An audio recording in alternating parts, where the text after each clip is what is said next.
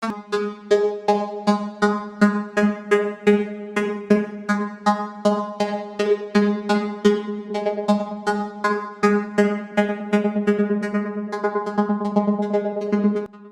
auténticas lecciones de Steve Jobs deben extraerse tras evaluar lo que consiguió en la vida.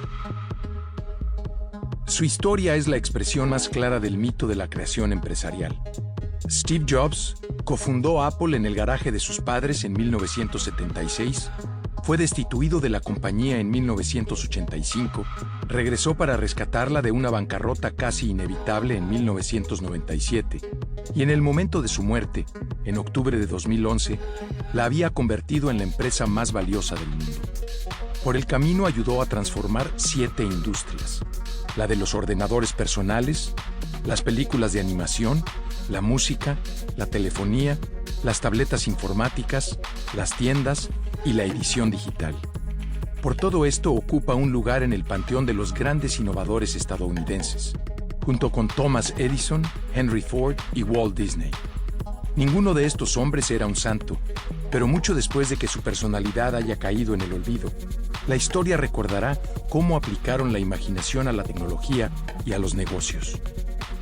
Desde la publicación de mi biografía de Jobs, un sinfín de comentaristas han intentado extraer de ella diversas lecciones de gestión empresarial. Algunos de esos lectores han sido muy perspicaces, pero creo que muchos, especialmente los que no tienen experiencia como emprendedores, se han centrado demasiado en la parte más difícil de su personalidad. La esencia de Jobs, en mi opinión, es que su personalidad era consustancial a su manera de hacer negocios. Se comportaba como si las normas no fueran con él.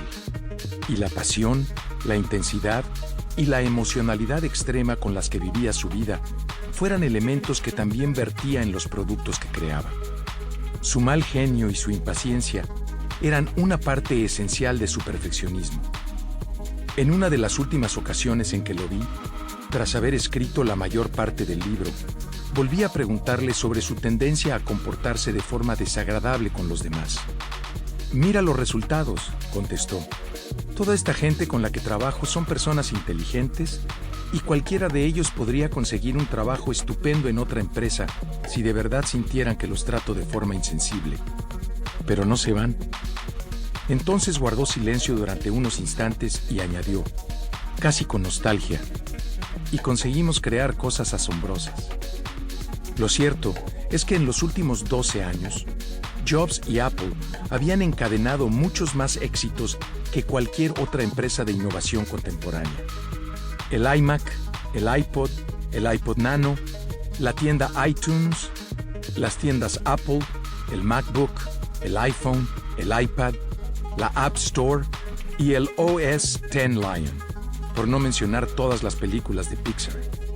Y mientras luchaba contra su enfermedad, Jobs estuvo rodeado por un grupo de leales compañeros a los que había servido de inspiración durante años, por su esposa, que lo amaba con locura, su hermana y sus 4 hijos.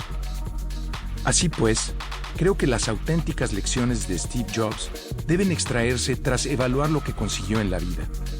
Una vez le pregunté cuál consideraba que era su creación más importante, y pensé que me iba a responder que eran el iPad o el Macintosh.